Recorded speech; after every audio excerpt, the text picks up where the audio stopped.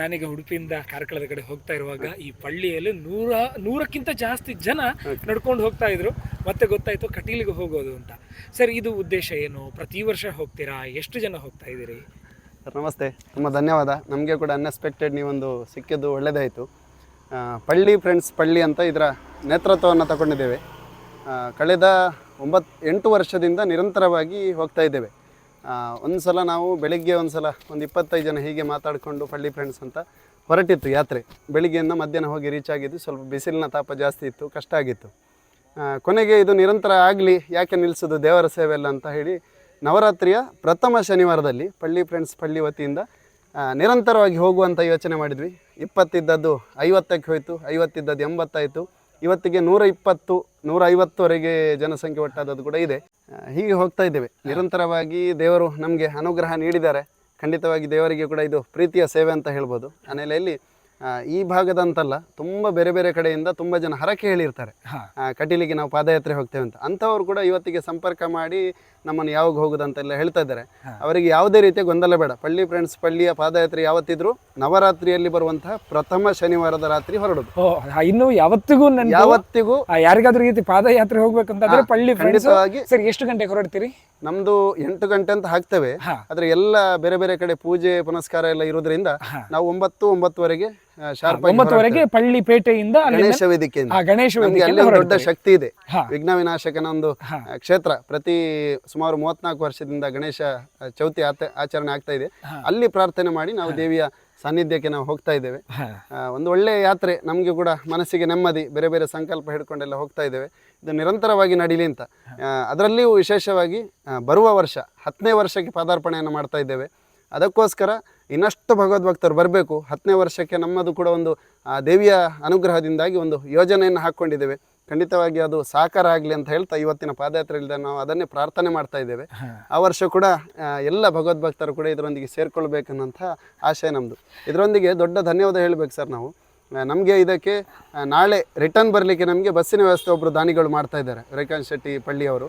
ಅದರೊಟ್ಟಿಗೆ ಇವತ್ತು ನಾವು ಹೋಗುವಾಗ ನಮಗೆ ಕೈರಬೆಟ್ಟಿನಲ್ಲಿ ಒಂದಷ್ಟು ಫ್ರೆಂಡ್ ಸರ್ಕಲ್ ನಮಗೆ ಪಾನೀಯದ ವ್ಯವಸ್ಥೆಯನ್ನು ಮಾಡ್ತಾ ಇದ್ದಾರೆ. ಕಾಯ್ತಾ ಇದ್ದಾರೆ ಈಗಲೂ ಅವರು ಯಾವಾಗ ಬರ್ತಾರೆ ಅಂತ. ಅದರೊಟ್ಟಿಗೆ ಬೆಳಮನ್ನಲ್ಲಿ ನಮ್ಮ ಒಂದು ಆತ್ಮೀಯ ಗೆಳೆಯವ ಸಾಯಿನಾಥ್ ಶೆಟ್ಟಿ ಅಂತ, ಅವರ ತಂಡಕ್ಕೆ ನಾನು ಪ್ರಥಮದಿಂದ ಯಾವಾಗ ಹೇಳಲಿಕ್ಕೆ ಶುರು ಮಾಡಿದ್ನೋ ಅವತ್ತಿಂದ ಇವತ್ತಿನವರೆಗೂ ಅಲ್ಲಿ ಒಂದು ನಮಗೆ ಸ್ಥಳಾವಕಾಶ ಎಲ್ಲ ಮಾಡಿಕೊಂಡು ಪಾನೀಯ ಅವರದ್ದು ಉಪಹಾರನ ನಾವು ಇಲ್ಲಿ ರೆಡಿ ಮಾಡಿ ಕೊಂಡೋಗ್ತಾ ಇದ್ದೇವೆ. ಪಾನೀಯ ಅವರದ್ದು ಇವತ್ತಿಗೂ ಕೂಡ ಮಾಡಿ ಅವ್ರು ಕಾಯ್ತಾ ಇದ್ದಾರೆ ಈಗ ನಾವು ಬರುವಿಕೆಯನ್ನು. ಖಂಡಿತವಾದ ಅಂಥವರಿಗೆ ದೇವರು ಆಶೀರ್ವಾದ ಅನುಗ್ರಹವನ್ನು ಕೊಡ್ಬೇಕನ್ನಂತ ಪ್ರಾರ್ಥನೆ ನಮ್ದು. ಸರ್, ನಿಮ್ಮನ್ನು ಹೋಗೋರು ತರದ್ದು ನಿಲ್ಲಿಸಿದೆ. ಆದ್ರೂ 1-2 ಮಾತು ಏನಂದ್ರೆ, ಒಂದು ನೀವು ಯಾರೂ ಕೂಡ ಚಪ್ಪಲ್ ಹಾಕಲ್ಲ.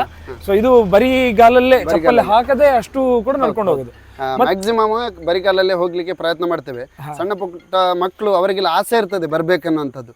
ಆದ್ರೆ ಖಾಲಿ ಕಾಲಲ್ಲಿ ನಡೀಲಿಕ್ಕೆ ಸ್ವಲ್ಪ ಕಷ್ಟ ಸಾಧ್ಯ. ನಾಳೆ ಅವರಿಗೆ ಬೇರೆ ಬೇರೆ ಉದ್ಯೋಗಕ್ಕೆ ಹೋಗೋರು ಇರ್ಬೋದು, ಎಲ್ಲ ಸಮಸ್ಯೆ ಆಗ್ಬಾರ್ದು ಅಂತೇಳಿ ಕೆಲವು ಮಂದಿ ಅಂತಹ ಗಾಯ, ಸಣ್ಣ ಪುಟ್ಟ ಗಾಯ ಎಲ್ಲ ಇದ್ದವರು ಚಪ್ಪಲಿ ಹಾಕ್ಬೋದು. ಅದಕ್ಕೆ ನಾವು ಅಂತಿಂತ ಕಟ್ಟುನಿಟ್ಟಿನ ಕ್ರಮ ಅಂತಾನೆ ಇಲ್ಲ. ಆದ್ರೆ ಭಾರಿ ಶುದ್ಧಾಚಾರದಿಂದ ಎಲ್ಲರೂ ಬರುವಂಥದ್ದು, ನಮಗೂ ಕೂಡ ದೇವರು ಏನೋ ಒಂದು ಅನುಗ್ರಹ ನೀಡಿದ್ದಾರೆ ಅನ್ನೋಂಥದ್ದು ಖಂಡಿತವಾಗಿ ಕಂಡು ಬರ್ತಾ ಇದೆ. ಈ ಪುರುಷರು ಮಹಿಳೆಯರನ್ನು ಇದೇ ಇಲ್ಲ, ಮಹಿಳೆಯರು ಇದ್ದಾರೆ, ಮಕ್ಕಳು ಇದ್ದಾರೆ, ಹಿರಿಯರು ಅಂದ್ರೆ ಎಷ್ಟು ಪ್ರಾಯದವರು, ಜಾಸ್ತಿ ಪ್ರಾಯದವರು ಅಂದ್ರೆ ಎಷ್ಟು ಜನ? ಇವತ್ತು ನೋಡ್ಲಿಲ್ಲ ಕಾಣುತ್ತೆ. ನಮ್ಮದ್ರಲ್ಲಿ ಸಾಧಾರಣ ಒಂದು ಪ್ರೇಮಕ್ಕ ಅಂತ ನಾನು ಯಾವತ್ತೂ ಅವರನ್ನು ನೆನಪಿಸುದು ಪಾದಯಾತ್ರೆ ಬಂದಾಗ. ನಮ್ಮ ಇಲ್ಲಿಯವರೇ ಸ್ಥಳೀಯ. ಅವರಿಗೆ ನನ್ನ ಅಂದಾಜು ಒಂದು 70-80 ಹತ್ರ ಆಗ್ಬೋದು ಅಂತ ಅನಿಸ್ತದೆ ನನಗೆ. ಅದಕ್ಕಿಂತ ಮುಂಚೆ ಒಬ್ರು ಅಜ್ಜಿ ಬಂದಿದ್ರು. ಖಂಡಿತ ನಾವು ಗಾಡಿಯಲ್ಲಿ ಬನ್ನಿ ಅಂತ ಹೇಳಿದ್ರು ಕೂಡ ನೋಡ ನನ್ನ ಆಗಷ್ಟು ನಾನು ನಡಿತೇನೆ ಅಂತ ಹೇಳ್ತಾರೆ. ಅದು ಖಂಡಿತವಾಗಿ ಸಂತೋಷ. ದೇವರೇ ಅವರನ್ನು ಕರೆಸ್ತಾರೆ ಅಂತ ಭಾವನೆ ನಮ್ಮಲ್ಲಿ ಬರ್ತಾ ಇದೆ. ಸರ್, ಕಡೆಯದಾಗಿ ಒಂದು ದಾರಿ, ಈಗ ಪಳ್ಳಿಯಿಂದ ಬೇರೆ ಯಾವ ದಾರಿಯಾಗಿ ಹೋಗೋದು ನೀವೀಗ? ನಾವು ಅದೇ ಫಸ್ಟ್ ವರ್ಷ ಒಂದು ಪಳ್ಳಿಯಿಂದ ಸೂಡಾಗಿ ಹೋಗಿದ್ವಿ, ಅದು ಹಗಲಲ್ಲಿ ಹೋದದ್ದು. ತದನಂತರವಾಗಿ ನಮಗೆ ಈ ಭಾಗದೆಲ್ಲ ತುಂಬಾ ಜನ ಭಗವದ್ಭಕ್ತರು ಬರ್ತಾ ಇರುವ ಕಾರಣ ನಮಗೆ ಮತ್ತೆ ಒಂದಷ್ಟು ಈ ಕೈರಬೆಟ್ನಲ್ಲಿ ಅವರು ಫ್ರೆಂಡ್ ಸರ್ಕಲ್ ಎಲ್ಲ ಸೇರಿ ಅನುಕೂಲ ಮಾಡುವ ದೃಷ್ಟಿಯಿಂದ ನಾವು ಈ ಭಾಗದಿಂದ ತೆರಳಿ ಕಲ್ಕಾರ್ನಲ್ಲಿ, ಈ ಸ್ಟೇಟ್ ಹೈವೇಲ್ಲೇ ತೆರಳಿ ಕಲ್ಕಾರ್ನಿಂದ ಬಲಕ್ಕೆ ತಗೊಂಡು ನಾವು ಹಾಳೆಗಟ್ಟೆ ಹೋಗುವ ರಸ್ತೆಯಲ್ಲಿ ಸಾಕ್ತೇವೆ. ಅಲ್ಲಿ ಮುಂದೆ ಹೋಗಿ ಮತ್ತೆ ನಂದಳಿಕೆ ದೇವಸ್ಥಾನ, ಸಿರಿ ಜಾತ್ರೆ ಏನಾಗ್ತದೆ ಆ ದೇವಸ್ಥಾನದ ಮಾರ್ಗವಾಗಿ ಸೀದಾ ಬೆಳಮನಾಗಿ ಅಲ್ಲಿಂದ ತೆರಳುತ್ತಾ ಇದ್ದೇವೆ. ಬೆಳಿಗ್ಗೆ ದೇವರ ದರ್ಶನ ಮಾಡ್ಕೊಂಡು ಎಲ್ಲರೂ ಸ್ನಾನ ಮಾಡಿ ದೇವರ ದರ್ಶನ ಮಾಡಿ ಬೆಳಿಗ್ಗೆ ಬರಲಿಕ್ಕೆ ನಮಗೆ ಬಸ್ಸಿನ ವ್ಯವಸ್ಥೆ, ವಾಹನದ ವ್ಯವಸ್ಥೆ ಎಲ್ಲ ಇರ್ತದೆ. 7-7:30 ಹೊತ್ತಿಗೆ ನಾವು ಇಲ್ಲಿ ಬಂದು ರೀಚ್ ಆಗ್ತೇವೆ. ಇದು ಪ್ರತಿ ವರ್ಷ ದೇವರು ನಮ್ಮ ಕೈಯಲ್ಲಿ ನಡೆಸಲಿ ಅನ್ನುವಂಥ ಆಶಯ ನಮ್ಮದು. ಸರ್, ಧನ್ಯವಾದಗಳು ಸರ್. ನಿಮಗೂ ಧನ್ಯವಾದ ಸರ್. ನಿಮ್ಮನ್ನು ನಾವು ಕರಿಬೇಕಂತ ಆಶಯ ಪಟ್ಟಿದ್ವಿ. ಖಂಡಿತವಾಗಿ ನೀವು ಬಂದಿದ್ದೀರಿ. ಅದು 10ನೇ ವರ್ಷಕ್ಕೆ ಮತ್ತೆ ನಿಮಗೆ ನೆನಪಿಸ್ತೇವೆ. 10ನೇ ವರ್ಷ ಇನ್ನಷ್ಟು ವಿಜೃಂಭಣೆಯಿಂದ ಆಗಲಿ ಅಂತ ಆಶಯ ನಮ್ದು. ಥ್ಯಾಂಕ್ ಯು ನಿಮ್ಮ ಪಾದಯಾತ್ರೆಗೆ ಶುಭವಾಗಲಿ ಮತ್ತು ಎಲ್ರಿಗೂ ಕೂಡ ನೀವು ಏನು ಎಣಿಸ್ತೀರೋ ಅದು ಆಗಲಿ ಅಂತ. ಖಂಡಿತ ಸರ್, ನಿಮ್ಗೆ ಒಳ್ಳೇದಾಗಲಿ. ಧನ್ಯವಾದಗಳು ಸರ್. ಆಯ್ತು ಸರ್.